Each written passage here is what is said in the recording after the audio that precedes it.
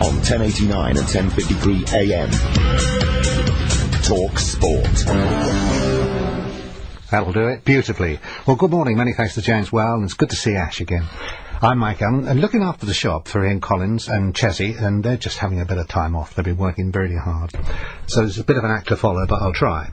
I wanted to talk to you about Andrew Gumbel, very, very briefly. He's a journalist, and he wrote last Sunday in the Independent newspaper these words. They were the start of a column. A US Senate report yesterday squashed any lingering concerns that Saddam Hussein might have had a hand in the September 11 attacks, concluding from evidence gathered before and after the 2003 invasion of Iraq that Saddam had no relationship with al-Qaeda and viewed the organisation as a threat to his regime. So we pause, and it was a day to mark, certainly, 9/11, the 5th anniversary. But we came back to the question we asked of each other 5 years ago today. Who was responsible for the sequence of events that culminated in 9/11? My guest this morning is Roland Morgan, author of Flight 93 Revealed. He also authored 9/11 Revealed. There are readers of your thoughts in The Guardian, Roland, and The Independent on Sunday, and on September the 6th, 2006, the Daily Mail carried a report claiming that 75 leading academics considered 9/11 an inside job, orchestrated by warmongers in the White House. Welcome, and the first question is, do you agree with that? Having a bit of trouble communicating with Roland. I don't think that he's dropped off the edge. But what we're going to be doing is offering you the chance to have a call and chat through your thoughts with him.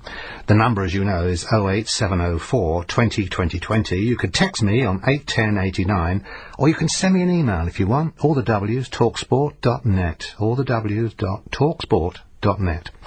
Be very interested to hear from you. It's an extraordinary situation that most people you speak to, and that's not everybody, of course, because you don't necessarily want to talk about it with everybody, you find yourself in the situation of saying, I remember exactly what happened.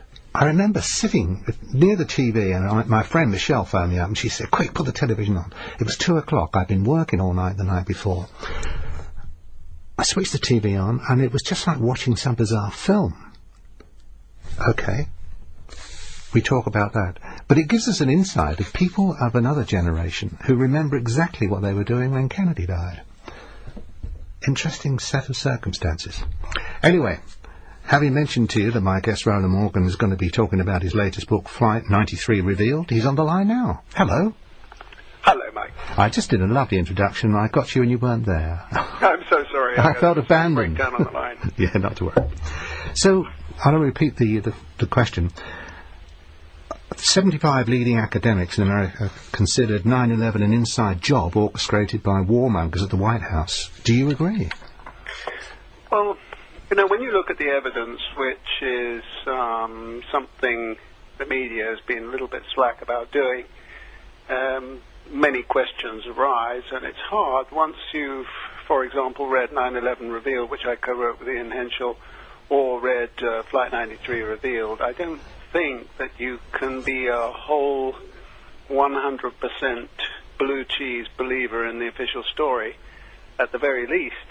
I'm in a sort of divine cloud of unknowing. I've found out so much about it that it's hard to say exactly what happened, but I certainly know a lot about what evidence we've got. How did you go about collating that evidence? Well, as soon as you try to find out what happened to Flight 93, which I'm particularly interested in now, you find that there just isn't much. And when you do try to decipher what went on, you find that so many of the details completely conflict. For example, right at the start, there's no agreement over the alleged crash time, which almost from a few weeks after the 9/11 events was 10:06, which was determined seismically by the emissions caused by the plane hitting the ground, ostensibly, and then 10:03, which is the time that the flight deck recorder stopped. As it is a variable when it comes to pinning things down, in the traditional sense, I would ask you this question now by stating I don't have a hidden agenda. But simply put, how much was this event assisted by modern technology? I don't know. The secret state, the U.S. secret state, is gigantic, and in collaboration with the British and other secret states, it amounts to an enormous, vast, hidden organization with hidden funding, which is doing all kinds of activities that the public knows nothing about. And among these are, for example, the ability to remotely guide airliners, which has been an ability since the late 50s. And in fact, on 9/11, a remotely controlled spy plane was shot down over Iraq, proving that the technology was widely available. So there had to be a huge amount of money, the funding for this operation. There had to be a lot of cash in it, so surely. It depends who and how it was organized. Now, there is a vast area for speculation. I prefer to stick to the details and try to find out what either the official story is that happened, or if we can piece together the true story of what happened. We don't really have enough information, frankly, to come to a solid conclusion. We certainly can have some strong doubts about the official story. For example, the official story of Flight 93 goes that it cruised along at cruising altitude, which is about 6.5 miles high, and then people started making cell phone calls to the ground or airphone calls, which were installed on that particular plane. And then the passengers caused a rumpus, which decided the rogue pilots to nosedive from cruising altitude straight into the ground at the speed of a bullet at an angle of approximately 45 degrees, which drove the whole airliner underground, 30 foot underground, in a concertinaed ball of crushed flesh, bone, metal, and aircraft fuel. My God. It's unusual that we read about that or hear about that form of air crash. It's normally a controlled landing. But, of course, this leads us on to the other question. Were they shot down? Well, the evidence at the site, as far as we can gather, I've never been to the site. As far as we can gather, there's a lot of witnesses in the Pennsylvania who believe they saw Flight 93 or a plane that looked like it flying over the treetops. And it then disappeared over a hill, and there was some kind of fireball. And then we're told that the crash was almost vertical from a great height. And then also the debris field covered approximately an 8-mile square area. And the plane did not have its engines. The FBI investigators were unable to discover the engines at the site. A 1-ton part of one engine was found about 1.5 miles away, and that's how heat-seeking missiles work, is they hit the engines of airplanes. So if a heat-seeking missile was used, one or two, it would have blown the engines to bits before the plane hit the ground, and it would have simply been cruising. They are able to stay in the air for a few moments, that's known. It would have been limping along, ready to finally hit the ground, as the Pennsylvania people said it was.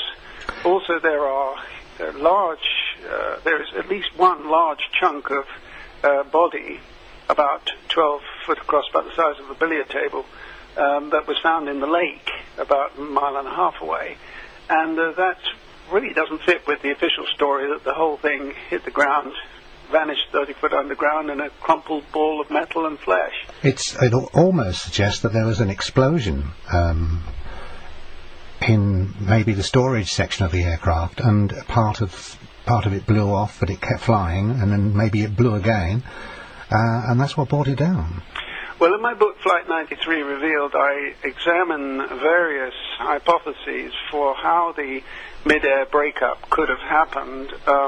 Obviously, the first is a bomb, because a bomb was mentioned allegedly by the rogue pilot, and this was dismissed by Tom Burnett, a first-class passenger who felt that the bomb was just a scare. But there was no evidence found of a bomb by the FBI in its cursory examination of the site. They left after 13 days.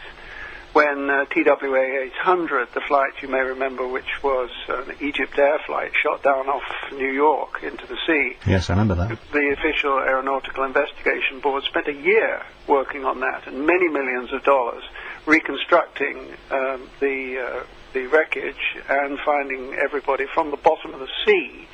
And they then determined that a different official story had actually happened. There was no such investigation. Flight 93, the FBI, as I say, left the site after 13 days. There was no photographs of the reclaimed wreckage of the plane. There's a complete absence of any such imagery. Can we just take a pause and come back and talk about why the Air Force, in your perception, didn't intervene? Okay? Yes. Right. I'm Mike Allen, this is talkSPORT. I'm sitting in for Ian Collins and Chessie are normally here. If you'd like to be part of the programme, I've got Julie lined up and also Duncan, and perhaps you'd like to be on the conversation as well. You would? Okay. It's 08 704 20 20 20, or you can text me on 81089, or send an email. Go on, use it. You know you bought it and you've written to everybody you know today. That's what I do, switch it on, write to 3 people and switch it off again. It's www.talksport.net. talkSPORT, the radio station with a jaunty swagger and an eye for the ladies. Across the UK, on Stag Weekend in Amsterdam. Only 20 girls at the yard. Hello, darling. DAB Digital Radio. Or on Bank Holiday Monday at her sister's house in Consett. You don't understand what it's like to be that. 1089 and 1053 AM. Absolutely free. talkSPORT. Hi, Mike Allen. Good morning. Roland Morgan's joined the programme this morning to talk about his latest book, Flight 93 Revealed. Yes, what really happened on the 9/11 Let's Roll flight. Let's Roll, of course, was alleged to be an expression used by one of the passengers when they reversed the situation and tried to take charge of the flight. It's been adopted by the US. It hasn't been too much of the conversation in this part of the world, but it's caught on tremendously in America. Roland Morgan, I'm going to bring Julie into the conversation in just a minute, but back to the question I promised I would ask you. The last 9/11 flight here we're talking about in 93, why did Air Force not stand up and intervene? Well, their story is that they never heard about Flight 93 being hijacked until 7 minutes past 10, by which time the plane had allegedly crashed. This doesn't stand up to the even cursory examination because, for example, Tom Burnett, who was the first caller from the plane, reported a hijacking actually taking place at 9:26 to his wife Dina, who promptly on his instructions called 911, the emergency number in the USA, whereupon she was put through to the FBI, who monitored the calls for the next half hour. So the FBI was aware that the plane had been hijacked at 9:26, and if they didn't inform NORAD, the US Air Force, somebody definitely should be answering some serious questions. And also, of course, a stewardess phoned at about 9:36, and she too reported a hijacking. So if the Air Force wasn't told, we want to know why. Yeah, I would have thought at that level that all calls would have been recorded. Yes, the calls of Dina Burnett should have been recorded, and the FBI should have been instructing Tom Burnett how to deal, using their handbook, how to deal with a bomb-wielding terrorist. But apparently nothing like that went on, and none of the calls have been released, which is normal enough. One doesn't expect those types of calls to be released to the public. But the story that the Air Force heard nothing was, of course, not their original story. They've changed their story 2 or 3 times.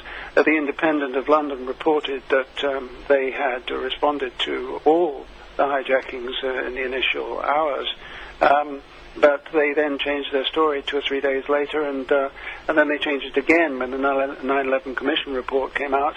And the critics in the USA have pointed out that all the key figures were in the loop on that day from the Vice President and Donald Rumsfeld and Condoleezza Rice were all in conference calls, and they would all have known about the various hijackings. So it's not plausible that the USAF never heard about it until 10:07. Indeed, there were 4 advanced fighter jets in the air at the time, all of whom could have reached the flight at about that time with ease, F-15, 2 F-15s and 2 F-16s.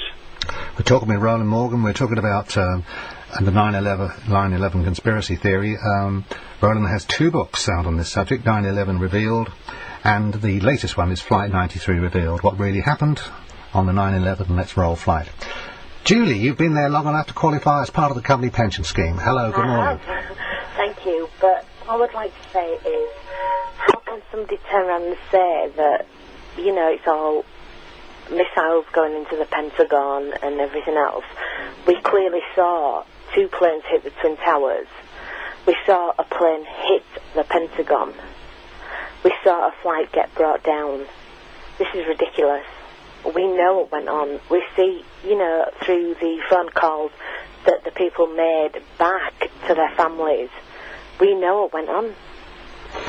Yeah, we saw it, but did we see what really happened?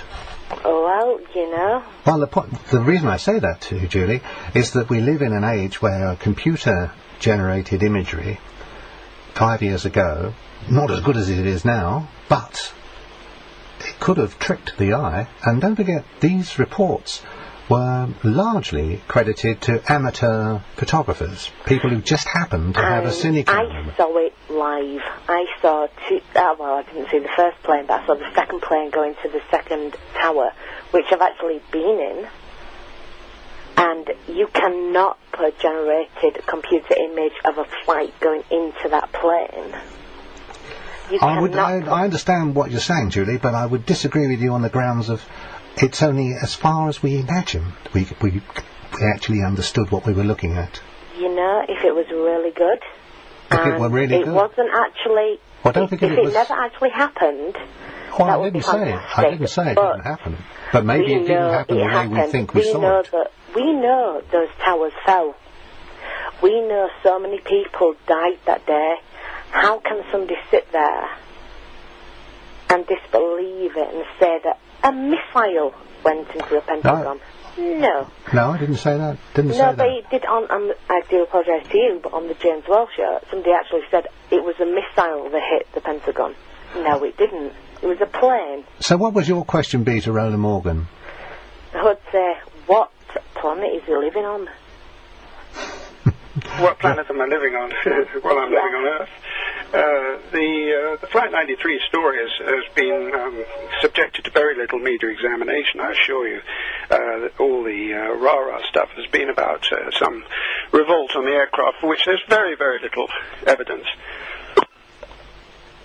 Is that Roland clicking out? Yes, I think it is, actually. We're having a bit of trouble with Roland tonight, Julie, because he lives in a part of the world which apparently is a bit alien to telephones. Perhaps he has to hide. Do you, by the way, do you find yourself reading sort of detective stories, perhaps more than other people? No, I look at myself as a person that actually visited New York, went up there, went right to the top, looked out over the city, and I'm actually scared of heights. I looked out over there and saw the most fantastic city I've ever seen in my life. Do you remember that song by the Jacksons, when Michael Jackson was with his brothers, called Looking Through the Windows to the World? Not really, no, to be honest. No, you don't? Okay. No. But it was actually inspired by that view from the Windows of the World restaurant. I can actually appreciate that, because I've got so many photographs, and when I saw documentaries over the last couple of days about you can see the curvature of the Earth, yes, you can. You can see that. It's called the horizon, isn't it? And well, yeah. But you can see the curvature of the Earth from there, and I've got pictures from that, and I can only imagine what those people went through to see that. Well, I'm afraid that's all any of us can do, Julie. It's good to talk to you. Don't be a stranger. Call talkSPORT soon. Yes, maybe tomorrow. Okay. Have we got Roland back? We haven't got Roland back yet, so we'll have a quick chat with Duncan. Hello, Duncan. How you doing? Hello. Yeah, I'm doing good. What about you? Oh, right, conspiracy theories. I mean, these have been going on since Kennedy, and no doubt since the Romans when Caesar was killed. What do I think? There's one thing which I find very disturbing. I don't know what you think, but would you think Bin Laden is a very intelligent man, or would you think he was a stupid man? No, I don't think he's stupid. I don't think he would have achieved what he's alleged to have achieved, even half of it, if he's stupid. Exactly. So if he's a very astute person, don't you think the first thing he would do in order to corrupt the American politics is to turn and totally deny 9/11 and then put it into the American hands? I mean, what better threat, what better weapon has he got? Yeah, I can see the rule of reasoning through that, but if we just move upstairs, if you like, for want of a better description, and try and get an overview on the situation, he was in a very peculiar position, Bin Laden. He'd been cheek by jowl with George Bush's father when he was the president of the United States, and Bin Laden was one of the favoured sons when he represented the Mujahideen fighting against the Russians. Right. Okay. Then that situation resolved itself. Russia withdrew. And it's alleged in certain circumstances, so I'm quite... This, you've got to take this as hearsay. I'm not promising you that it's true, but I didn't make it up. Apparently the Americans promised him the crown of Saudi Arabia if he helped them get rid of the Russians out of Afghanistan.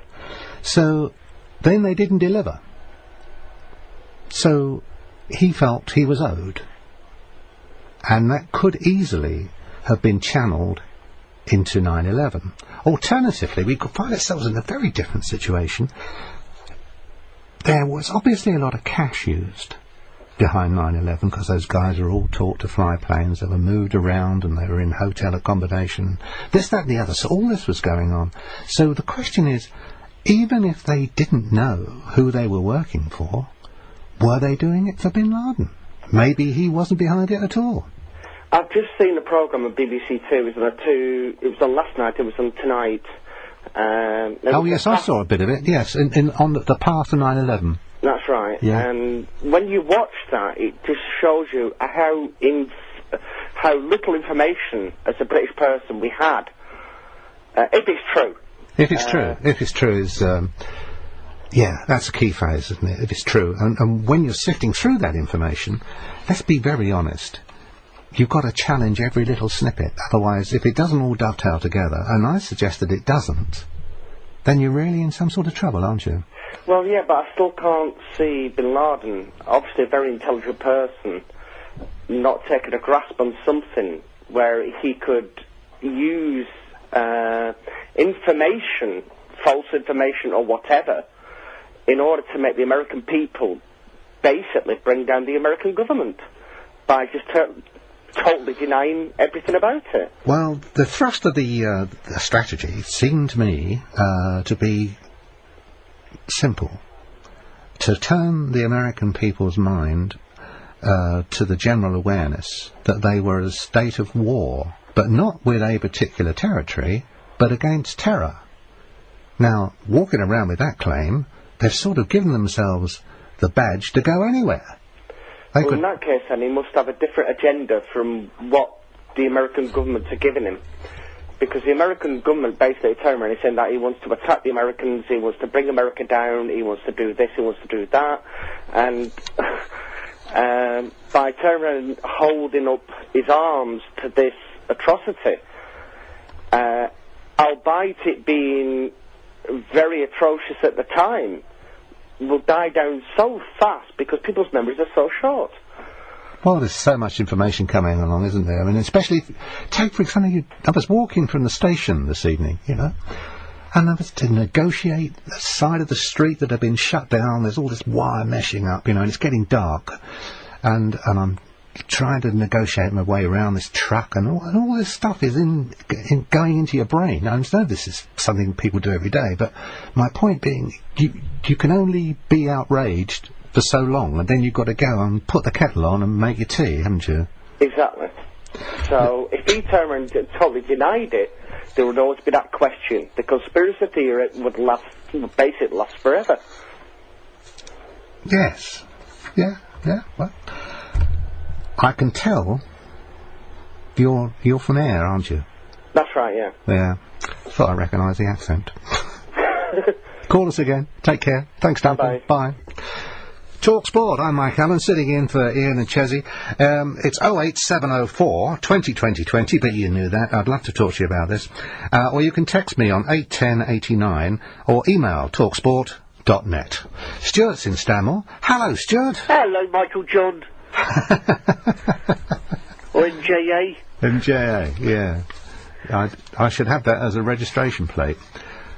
I took my... MJA 1152? Or MJA 97.3? Oh, it's all a worry, isn't it? That is a big worry. Yes. I think this is very interesting, this whole thing about this Flight 93 revealed. I tell you one of the reasons I find it interesting, even though you didn't say to me, oh, really, why? is because they might have brought in the government, people outside the government, as independent contractors, if you like, to work on the project, to hone it. Well, I think this is absolutely ridiculous. Well, first of all, before we go to that, mate, you do realise that 5 years ago, on another station, you were on duty that night. I was on for 5 or 6 hours. Exactly. And I had a phone call from a cabbie. We spoke to you, but we had a phone call from a cabbie who said, and this was about 3-4 years ago, and said, I was listening that night. He said, I just want to say thank you. Which I thought was very kind of him. But what a huge event that was, Stuart. That's true. And when you see the pictures and the news now, it brings back all the memories. And I think that your guest tonight has insulted the memories of over 2,973 people who were murdered by Al-Qaeda. Well, maybe they were. In my mind, there's no doubts about it that Bin Laden declared war on the West and launched World War IV. Yes, I haven't got my numbers wrong either. No. I have World War III as a fight against communism. World War III is a fight against communism. Yeah. Yes. Now we've got the World War IV, where war has been declared by the Islamic fundamentalists. Yeah. This is a West. I've heard Bin Laden out to take over. I've heard that, made as an observation made before, not necessarily so directly next to the subject of 9/11, but no doubt we'll kick a few more stones over tonight. But I'm not going to put you on my conspiracy list. You are against it, yes? Definitely, and there's no way that could have been covered up. Do you remember when it first started, the conspiracy theory of 9/11, and people were saying it was all about the oil? And it's just interesting, isn't it? You always get conspiracy theories about everything. Yeah. Unfortunately, there's conspiracy theories about Diana. There's conspiracy theories about JFK. You yourself, I'm sure didn't you do at one time conspiracy theories about men landing on the moon? About who? About when we walked on the moon? Yes, I did. In fact, exactly. I had the guy in who wrote the book Dark Moon, and he's a photographer. And so unfortunately, every major incident in life, not every major, but I mean, I think you've got to see the moon landings within the surrounding events of their time. And America was involved with a war in Vietnam. And in this time, America was involved in no war this time. War was declared on America. George Bush